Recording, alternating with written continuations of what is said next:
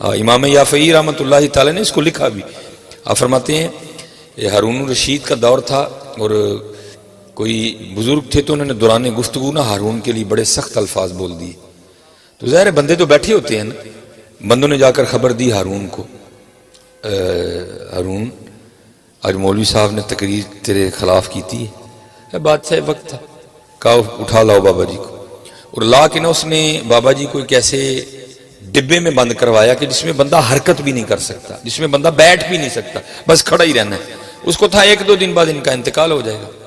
لیکن جو صبح آ کے اپنے دربار میں بیٹھا نا تو ایک سپاہی نے آ کر اس کو خبر دی, حضرت وہ جن بابا جی کو آپ نے ڈبے میں بند نہیں کروایا تھا وہ تو باہر گھوم رہے ہیں. وہ بڑا حیران ہوا, بھائی وہ کیسے باہر آ گئے؟ پھر دل میں خیال ہے میری سپاہ میں کو اس کا مرید ہوگا, اس نے نکال دیا ہوگا. کہتا جاؤ بابا جی کو لے کے آؤ. امام یافعی نے لکھا ہے کہ وہ بابا جی کو لے کے آئے. اب جو ہارون اور بابا جی کی آپس میں گفتگو ہوئی, وہ ہارون ان سے پوچھتا ہے بابا جی یہ آپ کو باغ میں کون لے کے گیا؟ اس کو تھا میری سپاہ میں سے کو لے کے گیا ہوگا. باغ میں کہتے ہیں جس نے مجھے ڈبے سے نکالا. وہ پھر پوچھتا آپ کو ڈبے میں سے کس نے نکالا؟ آپ نے فرمایا جو مجھے باغ میں لے کے گئے. اب ظاہر ہارون بھی فاضل آدمی تھا, سمجھ تو وہ بھی گیا بات ہے کیا. امام یافعی لکھتے ہیں سر پہ ہاتھ رکھ کے نہ کہتا ہے یہ کتنی عجیب بات ہے. آپ نے آگے سے فرمایا ہارون یہ تو بتا تیرے اور میرے رب کی کون سی بات عجیب نہیں ہے. وہ لکھا ہے اس نے اپنے وزیر کو بلایا اور بلا کر کہتا ہے بابا جی کو میرے شاہی گھوڑے پہ بٹھاؤ اور ان کو پورے بغداد کا چکر لگاؤ, اور ساتھ ایک بندہ نا یہ اعلان کرتا جائے یہ وہ ہیں جن کو ہارون نے ذلیل کرنا چاہا, یہ وہ ہیں جن کو ہارون نے ذلیل کرنا چاہا اور اللہ نے ان کو عزت دی, اور ہارون کو بھی ان کی عزت کرنی پڑ گئی ہے. جسے حضرت جی وہ رکھے اس کا کون کچھ بگاڑ سکتا ہے. یہ ابھی یہ عسر کا رنگ ہے حضرت جی. آپ انشاءاللہ ان قریب پاکستان کے حوالے سے یسر کا رنگ بھی دیکھیں گے. دیکھنا اس ملک کو اللہ نے کتنی بہاریں عطا فرمانی ہے. اس لیے حضرت جی خوب جو ہے نا, اور اب صرف نعروں کی نہیں حضرت, اب کچھ عملی اقدام کرنے کی ضرورت ہے حضرت. وہ نعروں سے کو 2 قدم اب آگے نکلتے ہیں کہ 70 سال ہو گئے نعرے مارتے ہوئے, اب نعروں سے نہیں حضرت, اب تھوڑا سا عملی کام کرتے ہیں. اور عملی کام کیا کرنا ہے؟ وہی رنگ جو ہمارے بڑوں کا رنگ تھا حضرت. یہ میلاد شریف کا ماہ ہے بھئی, کوئی میلاد شریف ایک دن تو نہیں ہے نا, ایک دن قوم اٹھے نعرے مارے یہ وہ کر کے سو جائے. اور بھائی جب تک اس وجود میں جان ہے تب تک ہی میلاد ہے حضرت جی. ہاں وہ والا رنگ اور ہے, یہ والا رنگ اور ہے. وہ رنگ 12 ربیع الاول کا تھا, وہ ہم نے کر لیا. اب یہ رنگ ہے جو تا حیات چاہیے حضرت. اور وہ رنگ کیا ہے؟ وہ لکھا ہے کہ جب حضور نبی کریم علیہ السلام کا وصال ہو گیا نا, آپ نے پردہ فرما لیا, باقی تو زندہ ہے واللہ, تو زندہ ہے واللہ, میرے چشم عالم سے چھپ جانے والے حضرت ہیں. وہ لکھا ہے کہ اگلے دن جب حضرت سیدنا صدیق اکبر رضی اللہ تعالیٰ عنہ خلیفہ رسول بنے نا, خلافت کا منصب آپ کے ذمہ آیا, خلیفہ بلا فصل, خلیفہ اول, ٹھیک ہے. وہ ایک بچی آ گئی اور آ کے نا اس نے رونا شروع کر دیا جناب صدیق اکبر رضی اللہ تعالیٰ عنہ کے پاس. آ کے نا اس نے رونا شروع کر دیا. آپ نے اسے پوچھا کیوں رو رہی ہو؟ عرض کرتی اس لیے رو رہی ہوں کہ حضور نبی کریم علیہ السلام کا وصال ہو گیا. آپ نے فرمایا اگر تیرے رونے کی وجہ یہ ہے کہ حضور نبی علیہ السلام کا وصال ہو گیا تو پھر تجھے کیا بتاؤں اس وقت قلب ابو بکر پہ کیا گزر رہی ہے. قلب ابو بکر پہ کیا گزر رہی ہے.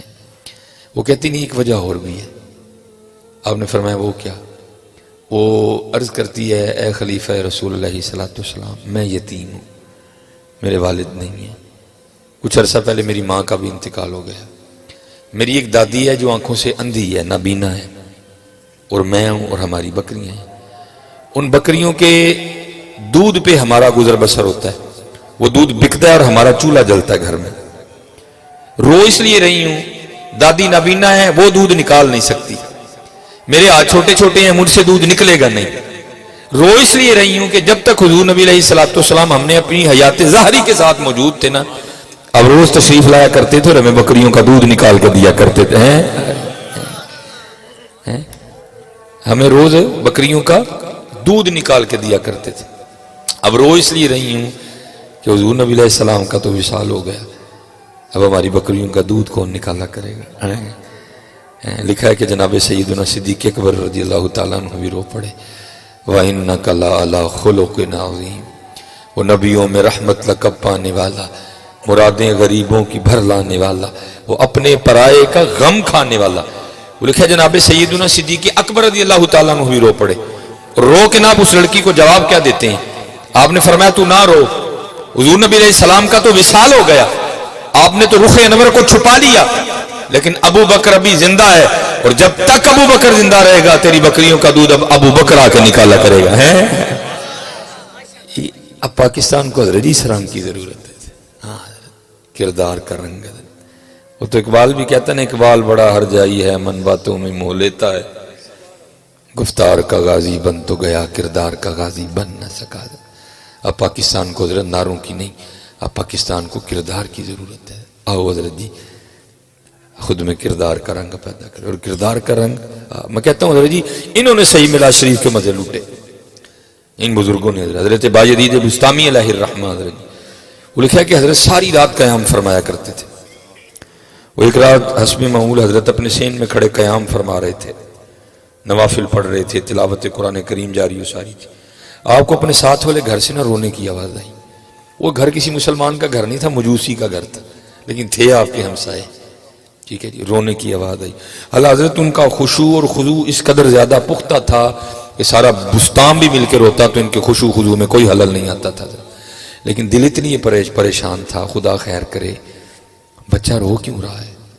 لیکن محتاط لوگ تھے، رات کے وقت دروازے پہ دستک نہیں دی. جب دن نکلا نا گہما گہمی ہو گئی، پھر جا کے دروازے پہ دستک دی. وہ ایک عورت نے دروازہ کھولا. اسے پوچھتے ہیں تیرا خامن کدھر ہے، تو دروازہ کیوں کھول رہی ہے؟ وہ آگے سے کہتی ہے میرے خامن تو ایک سفر پہ گئے ہوئے ہیں.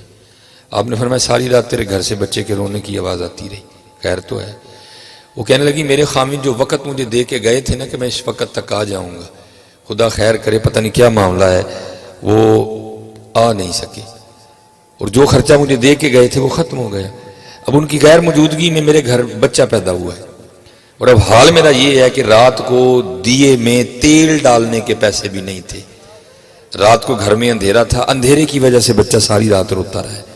آپ گھبرا گئے، بازار گئے، ضرورت کی اشیاء خریدیں، لا کے اس کو دی، اور فرمانے لگے میں بھی دھیان رکھوں گا، لیکن اگر کسی چیز کی ضرورت ہے تو بھی بلا جھجک کسی کو بھیج کے منگوا لینا.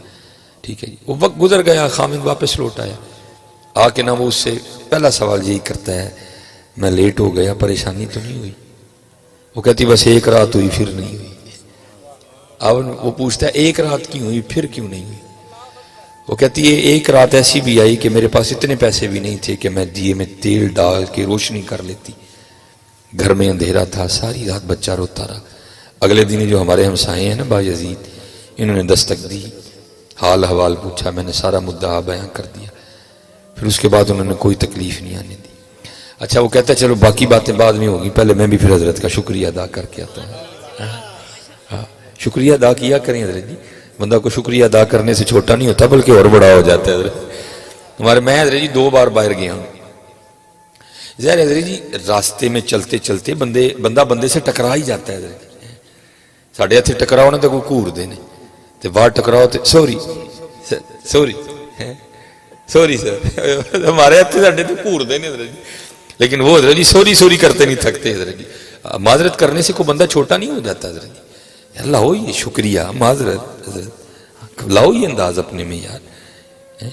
وہ شکریہ ادا کرنے آئے، اس نے آ کے دروازے پہ دستک دی. حضرت نے دروازہ کھولا اور کہتا حضور میں آپ کا ہمسایہ ہوں اور آپ نے میری غیر موجودگی میں میرے آل و عیال پہ بڑی شفقتیں فرمائیں، تو میں حاضر ہوں آپ کا شکریہ ادا کرنے کے لیے. سنو حضرت جی آج پاکستان کو اس رنگ کی ضرورت ہے. آج ضرورت ہے پاکستان کو. اب اس کو فرماتے ہیں یار شکریہ چھڑ دوں، جڑا ایک رات بچہ رویا نا تو پہلے منو دے معافی دے. آپ نے فرمایا تو شکریہ کو چھوڑ دے. میں نے شکریہ کے لیے کیا ہی نہیں، میں نے تو اللہ اور اللہ کے رسول کے لیے کیا تھا. وہ جو ایک رات بچہ روتا رہا نا اور میں نفل پڑھتا رہا ہوں، تو یہ بتا تو نے مجھے اس پہ معاف کر دیا. عرض کرتا ہے حضور آپ کیسی باتیں کر رہے ہیں؟ آپ نے فرمایا بات ہے ہی، ہم نے جن سے دین سیکھا اور انہوں نے صحابہ سے سیکھا، اور صحابہ کہتے ہیں کہ حضور نبی علیہ السلام ہمسائے کے لیے اتنی تاکید فرمایا کرتے تھے، ہمیں گما ہو گیا تھا حضور نبی علیہ السلام کہیں ہمسائے کو وراثت میں شریک نہ کر دیں، اور تو میرا ہمسایہ اور ساری رات تیرا چھوٹا سا بچہ روتا رہا اور میں نفل پڑھتا رہا، تو شکریہ کو چھوڑ، پہلے بتا مجھے معاف کر دیا۔ پھر اس کی آنکھوں سے بھی پانی بہ نکلا ہے۔ وہ اتنا سونا دین ہے، وہ اتنے سونے لوگ ہیں۔ وہ بھی عرض کرتا ہے حضور پھر آپ بھی معافی کو چھوڑے، پہلے کلمہ پڑھا کے مجھے بھی اس دین میں لے ہیں۔ آج اللہ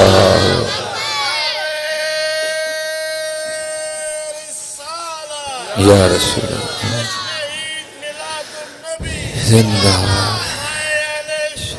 زندہ۔ آج حضرت جی یہ رنگ نہیں رہے ہیں، ہر بندہ غصے میں، ہر خاصوں کی بات نہیں میں کر رہا، اپنی کیٹیگری غصے میں لڑنے کو تیار کھڑے ہیں حضرت۔ نہیں حضرت سیرت پڑھو یار، پڑھو ہمارے محبوب علیہ السلام کا انداز مبارک کیسا تھا یار۔ اور دیکھو حضرت جی میں کہتا ہوں حضور نبی علیہ السلام سے دور ہو کے اور جو نقصان ہوئے سو ہوئے، سب سے بڑا یہ نقصان ہوا ہمارے گھر جہنم بن گئے۔ اور تو جو نقصان ہوئے نا سو ہوئے، لیکن سب سے بڑا نقصان یہ ہو کہ ہمارے گھر جہنم بن گئے۔ کوئی حضرت آپ کو ڈھونڈنے سے گھر مل جائے جس میں اب محبتیں ہوں، جیسے سارے تو لڑے بیٹھے ہیں ایک دوسرے، پرا انہوں نے بلاندا، بہن نے پرا گلمہ کھینچ کے کچہری بلا لیا تھا حضرت۔ اور یہ سب کچھ کیوں ہے؟ حضور نبی علیہ السلام سے دوری کی وجہ سے۔ آپ ہر لڑے کو بٹھا لینا، پوچھیں گے تو بات کوئی بھی نہیں نکلے گی۔ اور میں اب جمعے میں اپنے جو سامعین ہیں نا، ظاہر کیمرہ لگا ہوتا ہے، بات دور دور تک جانی، میں کہتا ہوں یار اگر کوئی بظاہر آپس میں کوئی بات ہو جائے، کوئی بھائی سے ہو جائے، کوئی بہن سے ہو جائے نا، تو حضور نبی علیہ السلام کو یاد کرنا نا، آٹومیٹک ہی تیرے اندر معافی کا جذبہ پیدا ہو جائے گا۔ وہ بھائی کوئی بھائی کیا کسی سے زیادتی کرے گا، کوئی بہن کیا کسی سے کرے گی، جو ہمارے حضور نبی علیہ السلام کے ساتھ ہوا۔ حضور نبی علیہ السلام فرماتے ہیں حضرت آدم علیہ السلام سے لے کر حضرت سیدنا عیسیٰ روح اللہ علیہ السلام تک جتنے انبیاء آئے، جتنا ان کو ستایا گیا، جتنی ان کو اذیتیں دی گئیں، جتنی ان کو تکلیفیں دی گئیں لوگوں کی طرف سے، آپ فرماتے ہیں سارے انبیاء کی اذیتیں تکلیفیں ایک پلڑے میں رکھ لو، اور جو اذیتیں جو تکلیفیں لوگوں کی طرف سے تمہارے نبی محمد علیہ السلام کو دی گئی اس کو ایک پلڑے میں رکھ لو۔ حضور نبی علیہ السلام فرماتے ہیں میرا پلڑا بھاری ہوگا۔ اتنا حضرت ستایا گیا، تھوڑا ستایا گیا کہ حضور نبی علیہ السلام مکہ چھوڑ کے ہجرت فرما گئے۔ اور حضرت جی کبھی کسی عالم سے کی بات، میرے پاس وقت نہیں ہے بیٹھ کے پوچھنا کہ حضرت ہمیں وہ الفاظ سناؤ جو حضور نبی علیہ السلام نے مکہ چھوڑتے ہوئے بیت اللہ کو دیکھ کر اپنی زبان مبارک سے ادا فرمائے تھے، لیکن کیا ہوا؟ چھوڑ دیا حضرت۔ پھر یہ نہیں کہ باتیں وہاں رک گئیں، پیچھے آئے مدینہ طیبہ، بدر لڑی گئی، احد لڑی گئی۔ احد میں حضور نبی علیہ السلام کے 70 صحابہ نے جام شہادت نوش کیا، جن میں سب سے سر فہرست حضرت سیدنا امیر حمزہ رضی اللہ تعالیٰ نے۔ حضرت سیدنا امیر حمزہ رضی اللہ تعالیٰ عنہ کو صرف شہید کرنے پہ اکتفا نہیں کیا گیا، حضرت مسلح کیا گیا، ناک کاٹ لیا، کان کاٹ لیے ہیں۔ بعد میں صحابیہ بن گئی حضرت سیدہ ہندہ رضی اللہ تعالیٰ عنہ، ٹھیک ہے جی۔ اور یہ یاد رکھنا حضرت اسلام لانے سے پہلے اگر کوئی صحابی ہو یا صحابیہ ہو، ان میں کوئی بات یہ تو اہل سنت کا مزاج نہیں ہے کہ اس پہ تانو تشنیع کرنا، حضرت یہ نہیں ہے اہل سنت کا مزاج۔ حضور نبی علیہ السلام نے فرمایا میرے صحابہ کے لیے اپنی زبانوں کو خاموش رکھو، بند رکھو میرے صحابہ کے لیے اپنی زبانوں کو، حضرت یہ نہیں ہے اہل سنت کا مزاج کہ اگر اسلام قبول کرنے سے پہلے کسی سے کوئی ایسی حرکت ہوئی تھی، کوئی ایسا فعل سرزد ہوا تھا تو ہم بعد میں بھی اس کو اس حوالے سے یاد کریں، نہیں حضرت محبت ہی ہے، ادب ہی کرنا ہے صحابہ کا ہمیشہ۔ تو حضرت ہندہ رضی اللہ تعالیٰ نے قسم کھائی تھی کہ میں حمزہ کا کلیجہ چباؤں، کرنے پہ اکتفا نہیں کیا گیا، آپ کا شکم مبارک چاک کیا گیا، کلیجہ نکالا، چبایا بھی، چبایا نہیں گیا، کیا آ گئی حضرت، کیا نہیں ہوا حضرت۔ اور پھر ایک وہ بھی وقت آیا جب حضور نبی علیہ السلام فاتح ہو کے مکہ واپس تشریف لائے، کئی ہزار جانثار ساتھ تھے حضرت، کافروں کی ٹانگیں کانپ رہی تھی، آج پتہ نہیں محمد ہمارے ساتھ کیا سلوک کریں گے حضرت۔ لیکن حضور نبی علیہ السلام نے کیا فرمایا؟ آپ نے فرمایا نہ گھبراؤ، آج میں تمہارے ساتھ وہی کروں گا جو حضرت یوسف نے اپنے بھائیوں کے ساتھ کیا تھا۔ لا تثریب علیکم اليوم، کوئی پوچھ نہیں، کھلی معافی ہے سارے۔ بلکہ حضرت سیدنا واشی رضی اللہ تعالیٰ نے حضرت امیر حمزہ کو شہید کیا تھا، وہ بھی حاضر خدمت ہوئے، حضور میرے لیے بھی معافی ہے، فرمایا تیرے لیے بھی معافی ہے، بس اتنا کام کرنا جب بھی آئے تو سامنے نہ بیٹھنا، میرے پیچھے بیٹھا کر، تجھے دیکھ کے مجھے اپنے چچا یاد آتے ہیں۔